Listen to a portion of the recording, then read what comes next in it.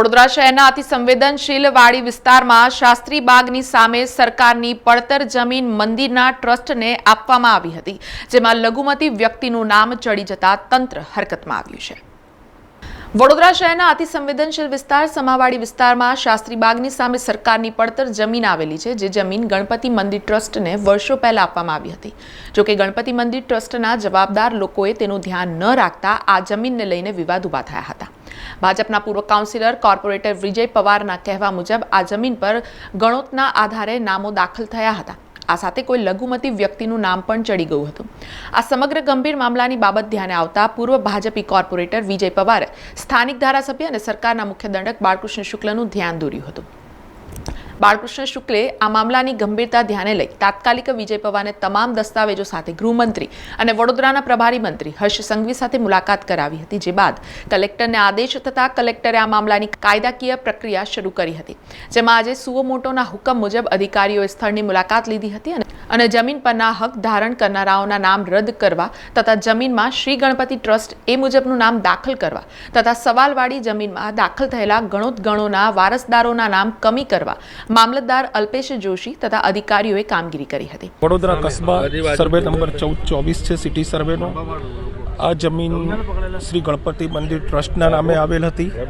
અગાઉથી વર્ષો પહેલાંના રેકર્ડથી જે માનનીય કલેક્ટર સાહેબના હુકમથી ટ્રસ્ટનું નામ દાખલ થયેલ છે અને અન્ય કબજેદારોએ દાવા કરેલા જે રદ કર્યા છે અને બીજા નામો પણ કલેક્ટર સાહેબે કમી કરવાનો હુકમ કર્યો છે। એટલે ટ્રસ્ટ વતી આજે અમે અહીંયા ઉપસ્થિત થયા છે માપણી કરી અને પોઝેશનની કાર્યવાહીમાં। આ આરટીએસ કેસમાં તકરાર ચાલી રહેલ હતી। આરટીએસ કેસમાં પ્રોસિડિંગ્સ ચાલતા હતા અને એમાં કલેક્ટર સાહેબ ઉત્તર પ્રાંત સાહેબમાં અપીલ થઈ અને કલેક્ટર સાહેબે હુકમ કરેલો। આરટીએસ કેસમાં તકરાર હતી કે અમુક પક્ષકારો વચ્ચે કે આ જમીન અમારી છે, આ જમીન અમારી છે। આવી જગ્યાઓ અત્યારમાં આઈડેન્ટિફાઈ કરી છે, જુદી જુદી જે સરકારી જમીન હોય કે બીજાના અનધિકૃત કબજા હોય એના પ્રોસિડિંગ્સ પણ મારી કચેરીમાં ચાલી રહેલા છે। ફેન્સિંગ માટે લગભગ મેં 27 સર્વે નંબરો આઈડેન્ટિફાઈ કરી અને એના ફેન્સિંગ કરવા પણ આપી દીધા છે, જે ખુલ્લી છે। આ સાથે વિસ્તારના ધારાસભ્ય અને સરકારના મુખ્ય દંડક બાળકૃષ્ણ શુક્લ, ફરિયાદ કરનાર પૂર્વ ભાજપના કોર્પોરેટર વિજય પવાર સહિત ઇલેક્શન વોર્ડ નંબર 14-15ના કોર્પોરેટરો અને સંગઠનની ટીમના હોદ્દેદારો સ્થળ પર પહોંચ્યા હતા। કસ્બા વિસ્તારની રેવન્યુ સર્વે નંબર 70ની આ જમીન છે, જે સરકારી પડતર જમીન છે, તેના પર કોઈની માલિકી નથી। 1970ની આસપાસ જ્યારે ગણપતિ મંદિર ટ્રસ્ટને આ જગ્યા ફાળવવામાં આવી, પણ આજે પણ આ જગ્યા સરકારી પડતર જગ્યા બોલાય છે। હકપત્રકમાં અને પાણીપત્રકમાં પણ સરકારશ્રીનું જ નામ છે, પરંતુ આ જમીનમાં ગણોતિયા દ્વારા નામ દાખલ કરવાની પરિસ્થિતિ ઊભી થઈ અને ત્યારબાદ કેટલાક બીજા તત્વો દ્વારા જ્યારે બીજા કોઈક ઠેકાણેનો પ્લોટ આ અમારો પ્લોટ છે એમ કરીને અહીંયા પણ જ્યારે એમને કામકાજ ચાલુ કર્યું, ત્યારે આ વિસ્તારના અમારા નેતા અને ભારતીય જનતા પાર્ટીના અમારા પૂર્વ કાઉન્સિલર શ્રી વિજયભાઈ પવારને આ વિષય ધ્યાનમાં આવતા તેમને અમારું ધ્યાન દોર્યું।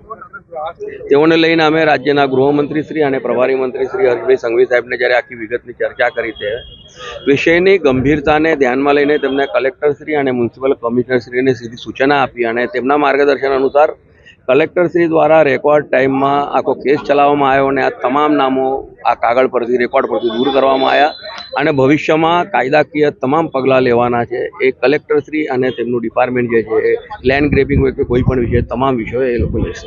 સંતુષ્ટ તો છું જ કે બહુ ટૂંક જ સમયની અંદર આ કામગીરી કરવામાં આવેલી છે અને આ કામગીરીની અંદર આપણા રાવપુરા વિધાનસભાના ધારાસભ્ય શ્રી બાળુભાઈ શુક્લા, એમને personally home minister Shri Harshbhai સંઘવીને આપણા વડોદરાના પ્રભારી મંત્રી ને પર્સનલી બોલાવ્યા હતા, એમની જોડે મને ચર્ચા કરાવડાવી, બધા પેપર્સ બતાવડાયા મેં કે આટલા આ પેપર્સ છે ને આ પ્રમાણે આ ગણપતિ મંદિરના ટ્રસ્ટની જમીન છે અને આ ગણોતિયાના નામ પર ચડી ગઈ છે અને મુસ્લિમના નામ પર ચડી ગઈ, તો ગણપતિ મંદિરની ટ્રસ્ટની જમીનોને મુસ્લિમ નામ પર કઈ રીતના ચડી જાય?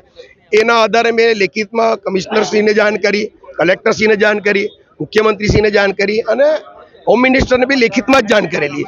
હવે હોમ મિનિસ્ટરને શ્રી સાહેબ જોડે જ્યારે બેઠક થઈ ત્યારે સાહેબે કલેક્ટરને બી ત્યાંથી ટેલિફોનિક જ વાત કરાવડાવી અને મ્યુનિસિપલ કમિશનરને બી ટેલિફોનિક વાત કરીને એવું કીધું કે આમાં ધ્યાન દોરો અને જે હોય તે તાત્કાલિક અસરથી આને નિકાલ કરો અને પછી આ નિકાલ એટલે તમારે 4-5 મહિનાની અંદર જ આ નિકાલ થઈ ગયો છે અને અત્યારે 28/7 આ સુઓ મોટો દાખલ કરી દેવામાં આવ્યો છે અને ગણોતિયાનું નામ પણ નીકળી ગયું છે અને મુસ્લિમનું નામ પણ નીકળી ગયું છે।